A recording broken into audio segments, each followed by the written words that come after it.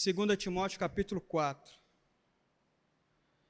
e verso 6.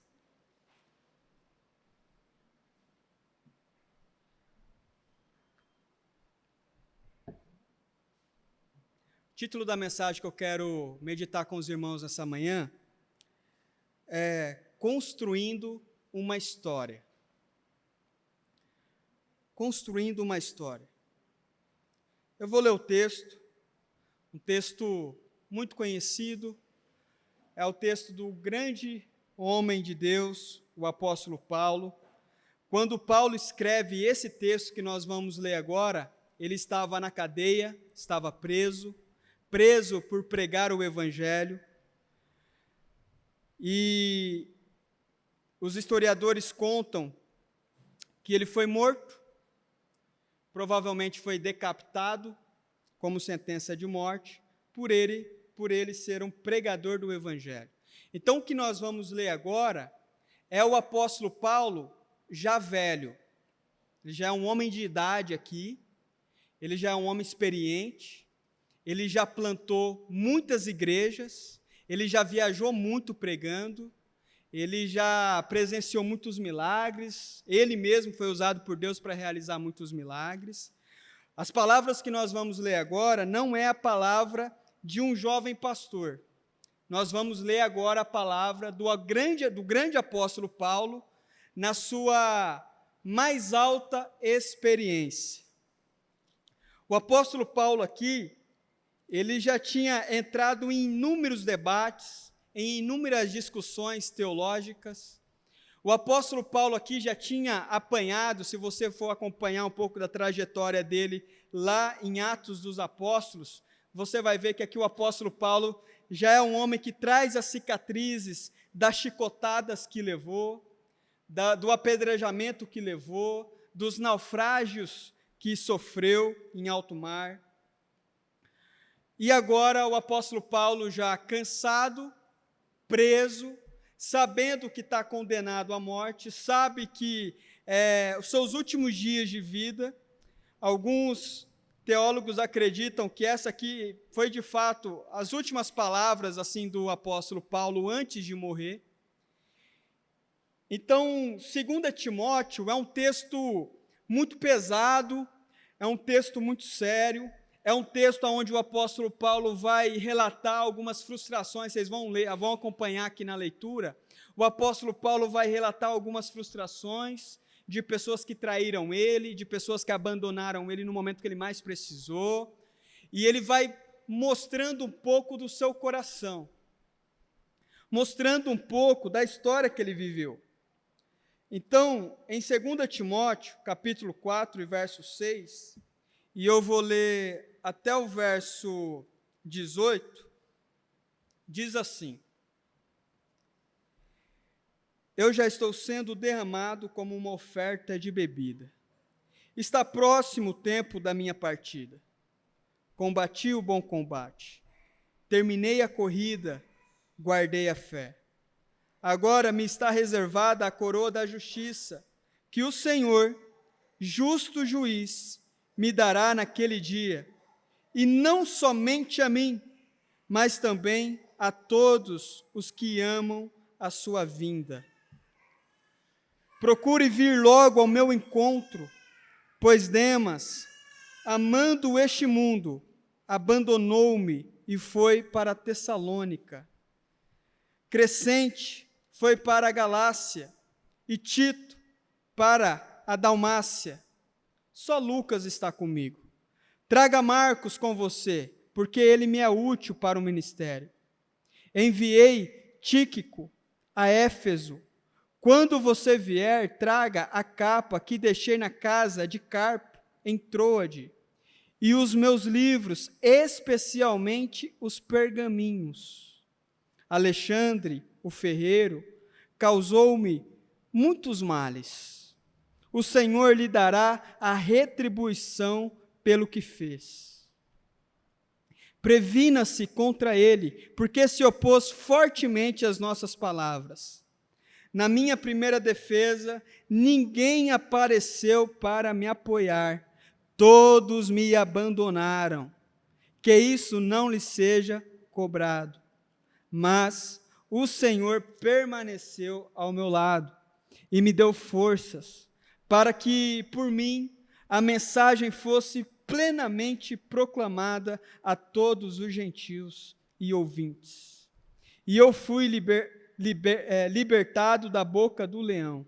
O Senhor me livrará de toda obra maligna e me levará a salvo para o seu reino celestial.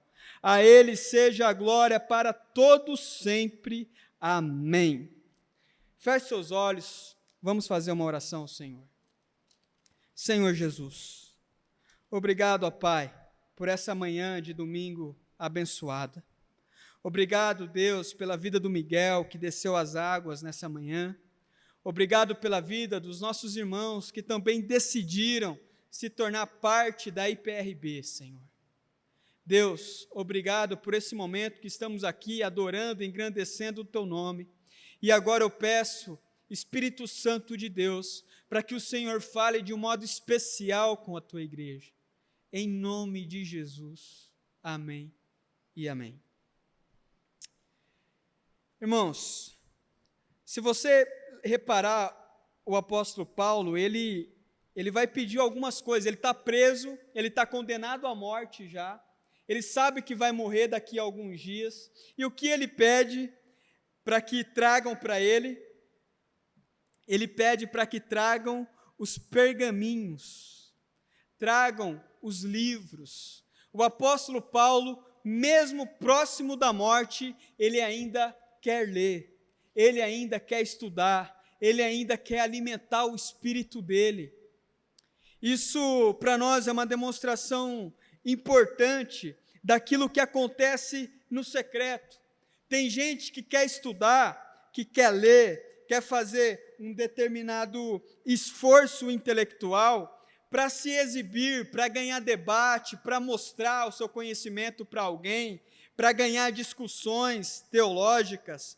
Mas o apóstolo Paulo está numa fase da sua vida e está vivendo uma realidade que para ele não importa mais isso.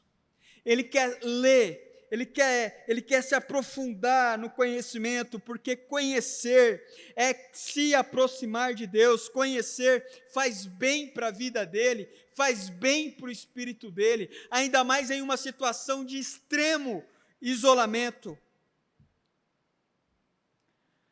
Esse é o apóstolo Paulo. Esse é o apóstolo Paulo. O apóstolo que construiu uma história. O apóstolo que lá atrás teve um encontro com Jesus. Mas antes de ter esse encontro com Jesus, era um homem que detestava os cristãos. Ele era judeu e abominava o cristianismo. Ele perseguia cristãos, ele matava cristãos. O apóstolo Paulo era um homem que ele tinha horror a crente, ele detestava o evangelho. Até que um dia Jesus salva esse homem, e esse homem é completamente transformado. E agora ele decide viver uma vida de comprometimento com Deus, comprometimento com a sua fé. Então o apóstolo Paulo se torna o maior plantador da história da igreja, o maior plantador de igrejas da história do cristianismo. O apóstolo Paulo, para alguns, é o maior teólogo do cristianismo. O apóstolo Paulo é o apóstolo que mais escreveu no Novo Testamento. Se você for ler o Novo Testamento, grande parte daquilo que está no Novo Testamento é o apóstolo Paulo que escreveu. Homem extremamente usado por Deus, cheio do Espírito Santo de Deus. E como ele termina a sua jornada? Ele termina pobre, abandonado, traído, preso e sentenciado à morte. E a sua esperança, nós podemos ver nitidamente que a sua esperança está onde? Está na recompensa eterna. A sua recompensa está segura nas mãos de Jesus. Ele tem uma confiança muito grande no céu. Por isso, então, que o apóstolo Paulo, para nós, é muito importante. Porque hoje, irmãos, nós estamos vivendo como igreja um momento histórico para nós. Eu entrei em contato com o presbitério vai estar vindo aqui na quinta-feira, nós vamos ter uma reunião, eu e alguns irmãos apenas, com o presbitério, com a diretoria do presbitério. Nós vamos dar entrada na documentação para a emancipação da nossa igreja. Então, nós seremos oficialmente, nós vamos tirar o nosso CNPJ, os irmãos veem que a gente pega o Pix, quando você quer fazer a sua oferta, no nome físico. Agora nós teremos um nome jurídico, nós teremos o nosso CNPJ. Nós seremos oficialmente a primeira igreja presbiteriana renovada de Piracicaba. E eu conversando com a Marineuza essa semana, ela relatou para mim, porque o pai da Marineuza foi o fundador dessa igreja. Quando ele era do Paraná, ele congregava na presbiteriana renovada lá do Paraná. Quando ele chegou em Piracicaba, não tinha renovada aqui em Piracicaba. Então, ele foi algumas vezes, se eu não me engano, em Santa Bárbara, ou Americana, e lá, junto com alguns pastores, eles decidiram abrir um trabalho aqui em Piracicaba, uma congregação aqui em Piracicaba. E a família do Severino era uma família grande. E a Marineuza relatou para mim que ela lembra várias vezes, pastor da Quadrangular, pastor da Assembleia de Deus, tentando trazer o Severino junto com a família dele para a igreja deles. Falou, vem para a Quadrangular, vem para a Assembleia, vem não sei para onde, vem para cá, tal. A gente vai dar cargo para vocês aqui, aquele papo, E o Severino, de uma maneira muito fiel às suas convicções, ele falou, não, eu creio que Deus tem um projeto aqui, eu creio que Deus tem uma obra para realizar aqui, e nós vamos começar esse trabalho, nós vamos abrir aqui um trabalho da Presbiteriana Renovada. E começaram esse trabalho. Me falaram que a tocadora de violão, cadê a irmã Marina? A tocadora de violão era a irmã Marina, que fazia o dó e o ré, todas as músicas eram dó e ré. A música tinha diminuta, menor, mas para ela não importava, era dó e ré, Tocava as músicas e vinha pregadores de Americana para cá, para pregar nos cultos, até que começou a ter alguns pregadores aqui da cidade mesmo, e o trabalho começou a acontecer. Então, a Marineuza relatou para mim que em vários momentos tiveram lutas grandes, desejo de desistir, de abandonar, de jogar tudo para o alto, mas o Severino, junto com a esposa, se mantiveram firmes ali, convictos desse trabalho, e eles não abandonaram esse projeto, eles não abandonaram esse ministério. E aí, então, irmãos, essa foi a primeira geração, 1999. Foi então, eles conseguiram compraram um terreno e construíram ali o local de culto, o salão, que é lá no Boa Esperança, onde nós estávamos até alguns anos atrás. Em 1999, aquele salão foi inaugurado. E começaram ali, então, ter os cultos num lugar mais gostoso, num lugar mais aconchegante, num lugar mais legal. E aí passaram vários pastores durante esse período na igreja, pastores que foram importantes, pastores que tiveram as suas contribuições, pastores que foram usados em momentos específicos da igreja.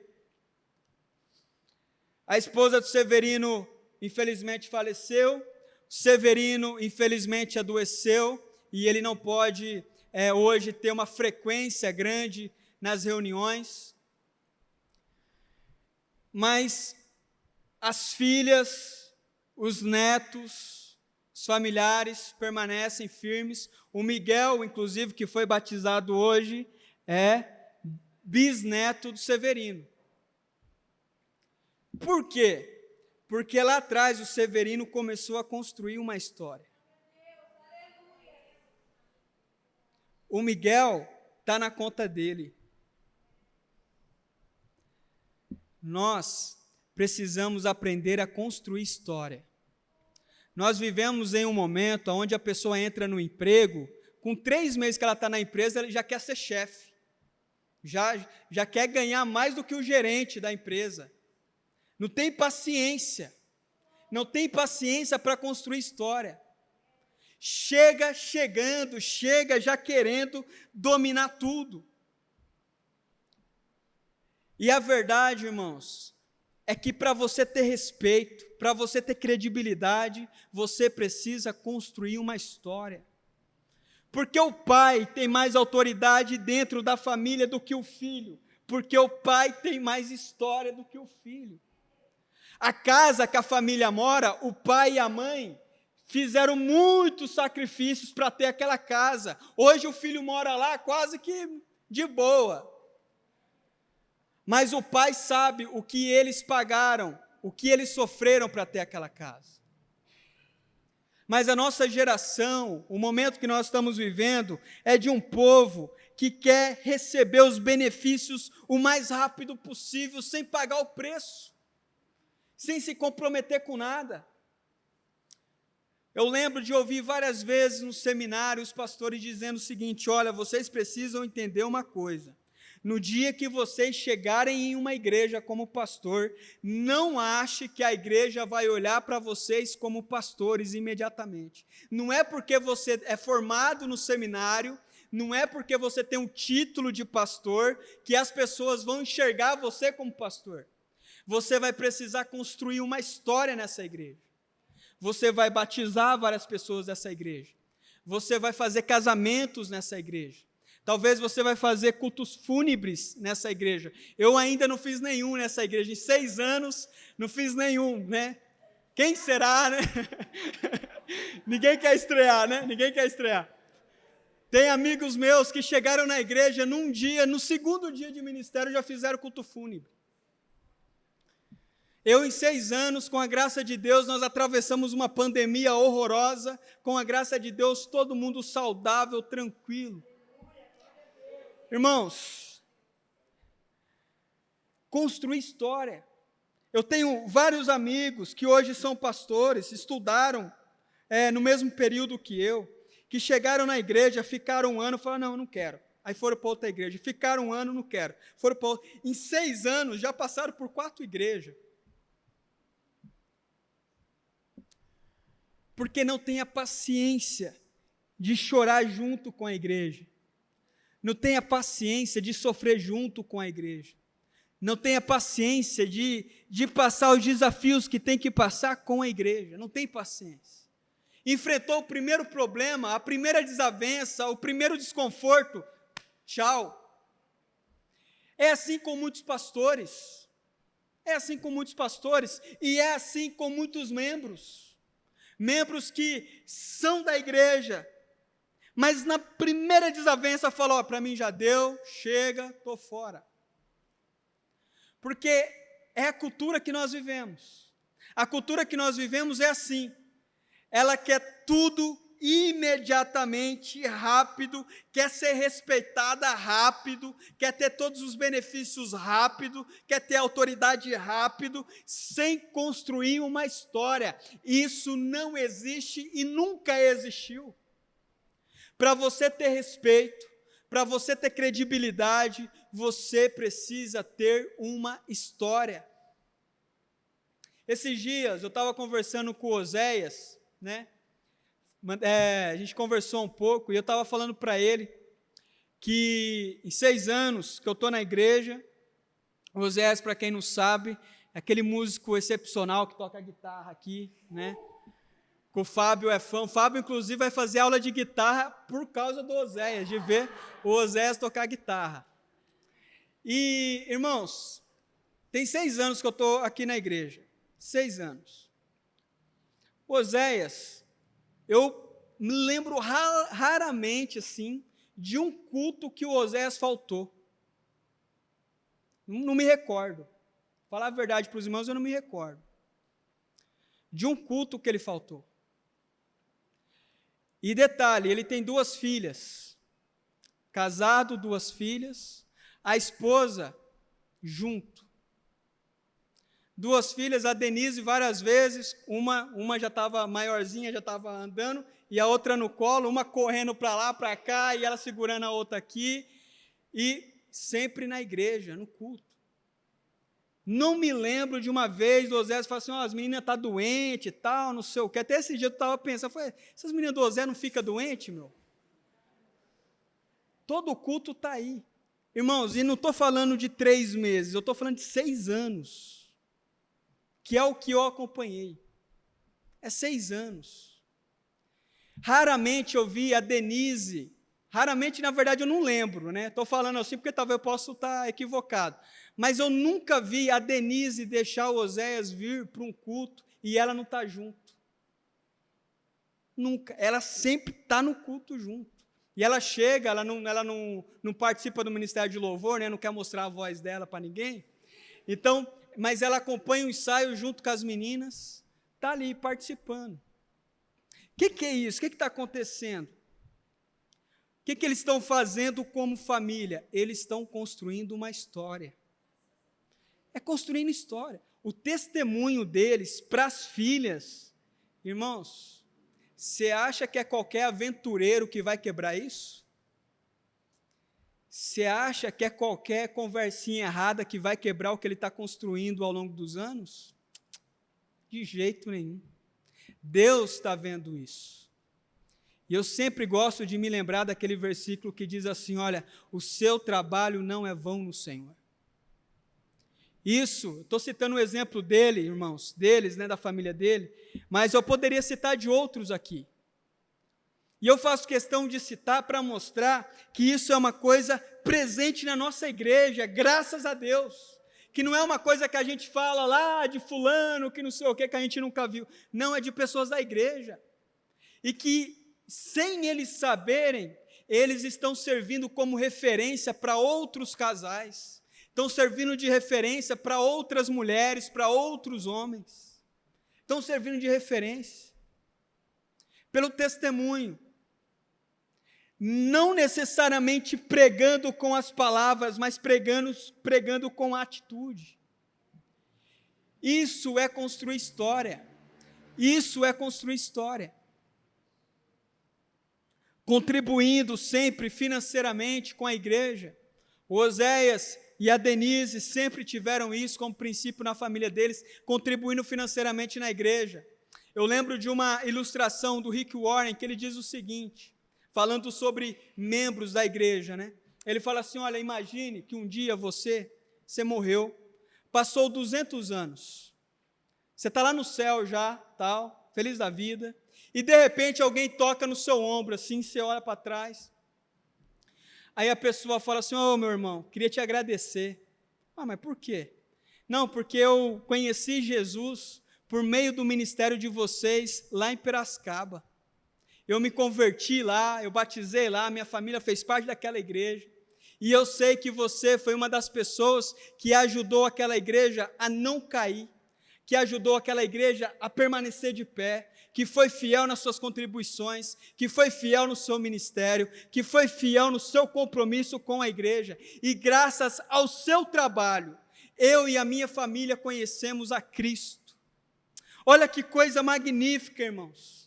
Isso que estamos fazendo hoje, deixando essa igreja de pé, contribuindo, ofertando, ajudando, preparando, organizando as coisas, seja na recepção, seja na música, seja na cozinha, seja em qual área for, nas redes sociais. Meu irmão, o seu trabalho não é vão, e um dia você pode ter certeza que você terá a recompensa pelo seu trabalho. Deus, Ele não se esquece do seu trabalho.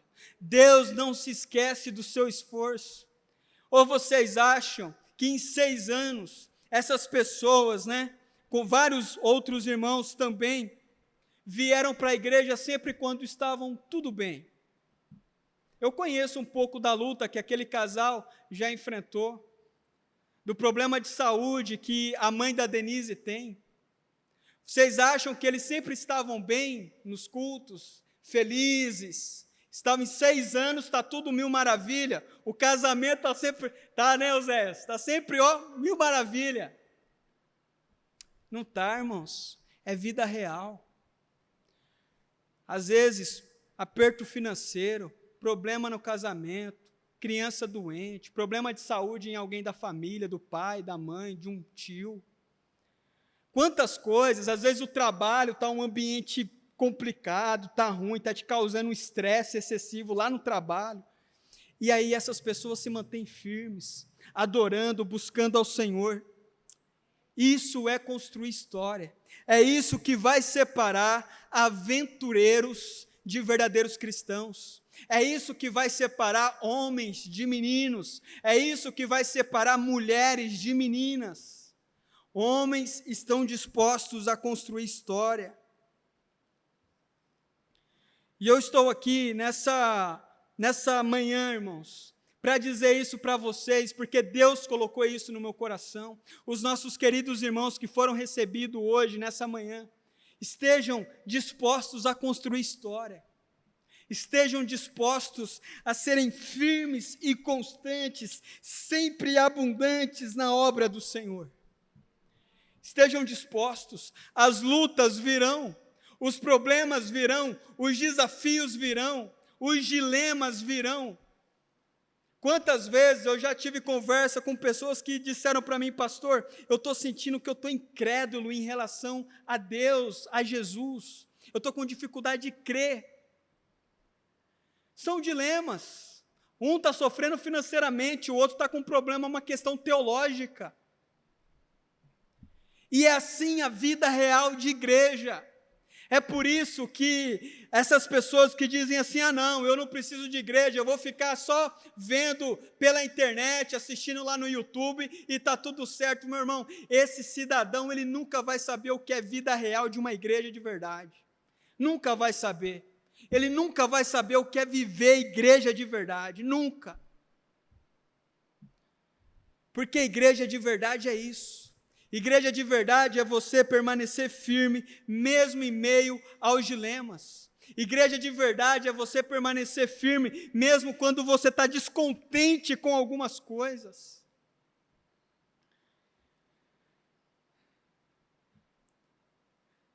O apóstolo Paulo, ele foi abandonado. No verso 10, ele diz assim, pois Demas, amando este mundo, abandonou-me e foi para Tessalônica.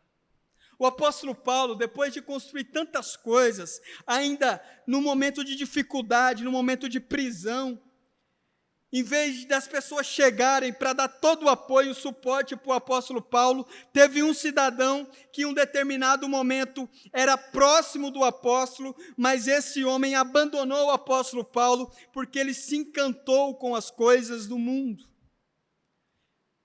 Isso vai acontecer. Isso vai acontecer com você. Talvez você vai ter sérias frustrações com algumas pessoas. No momento que você mais precisava daquela pessoa, você vai ver que a pessoa não compareceu. Muito pelo contrário, ela abandonou a fé, não quer nem saber mais de Deus. Nem para pedir uma oração para essa pessoa você vai ter condições mais. O apóstolo Paulo, no verso 14, diz que ele foi perseguido de uma maneira ferrenha por Alexandre. Ele diz o seguinte, olha, Alexandre o ferreiro causou-me muitos males. Ele não diz aqui o que necessariamente Alexandre fez com ele, mas com certeza esse Alexandre deu muitas dores de cabeça para o apóstolo. Esse Alexandre fez o apóstolo ficar muito chateado, estressado, triste, para baixo, em inúmeras situações. São coisas que acontecem. O apóstolo Paulo, ele viveu isso, ele foi perseguido. Você, meu irmão, não será diferente.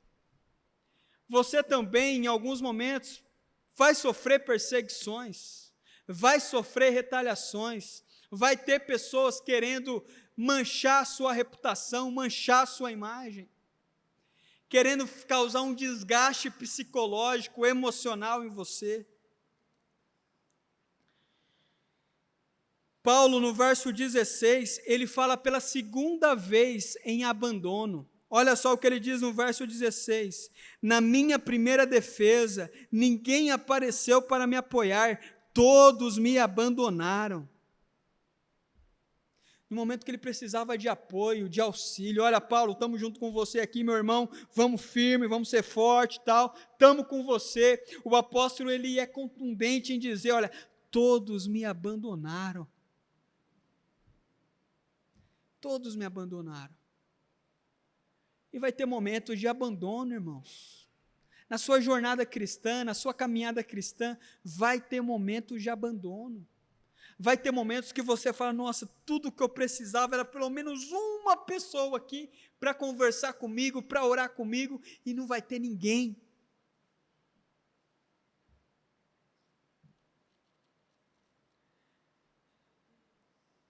Mas o apóstolo Paulo, então, ele diz o seguinte, lá no verso 17, e aqui eu já vou encerrando a minha mensagem nessa manhã. Verso 17, mas o Senhor permaneceu ao meu lado e me deu forças. Glória a Deus, irmãos. Mas o Senhor permaneceu ao meu lado e me deu forças. As pessoas me abandonaram, as pessoas me caluniaram, as pessoas tentaram me derrubar de todo modo possível, mas o Senhor me deu forças. Saiba de uma coisa, irmãos, no dia mais difícil da sua vida, que você se sentia abandonado, largado, traído por todo mundo, olhe para os céus, porque lá vai ter alguém que nunca vai te abandonar. Lembre-se de Jesus, porque Ele nunca vai te abandonar, Ele sempre vai dar forças a você, para que você possa permanecer firme na sua caminhada cristã, para que você possa ser um homem de Deus, uma mulher de Deus, um jovem de Deus.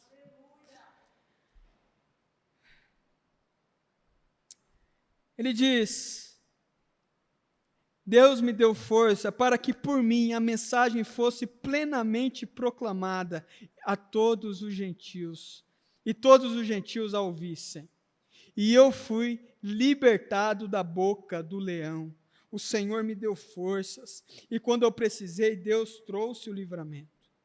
O Senhor me livrará de toda obra maligna, e me levará a salvo para o seu reino celestial. A esperança maior do apóstolo Paulo está na salvação, que é uma coisa que é importante para todos nós como cristãos termos, salvação, certeza da salvação, certeza da vida eterna, certeza da vida eterna. O Senhor me livrará de toda obra maligna e me levará a salvo para o reino celestial. Então ele termina assim, a Ele seja a glória para todo sempre. Amém. Irmãos, esteja disposto a construir uma história. Esteja disposto a construir uma história como pai de família, como mulher de família. Esteja disposto a construir uma história como cristão, membro de uma igreja local. Esteja disposto a construir uma história profissionalmente. Esteja disposto a construir uma história, e construir uma história não é da noite para o dia. Construir uma história leva tempo, construir história leva energia, leva resiliência, leva perseverança, vai exigir de você muita perseverança. Só homens e mulheres de verdade constroem história. Aventureiros, eles sempre estão mudando, eles nunca estão permanecendo, eles sempre querem ser retribuídos rapidamente. Olha, eu entrei agora nessa empresa e o meu salário está muito baixo, eu já quero um aumento. Com 15 dias de trabalho, ele já quer aumento. Com 15 dias, ele já vai lá no chefe e fala, ó chefe, estou trabalhando aqui, né Cleito? Cleito lá tem a empresa lá, ele sabe. Ó, Cleito, e aumento aí, Cleito, como que está? Irmãos, construir história leva tempo. E nós precisamos ter isso no nosso coração.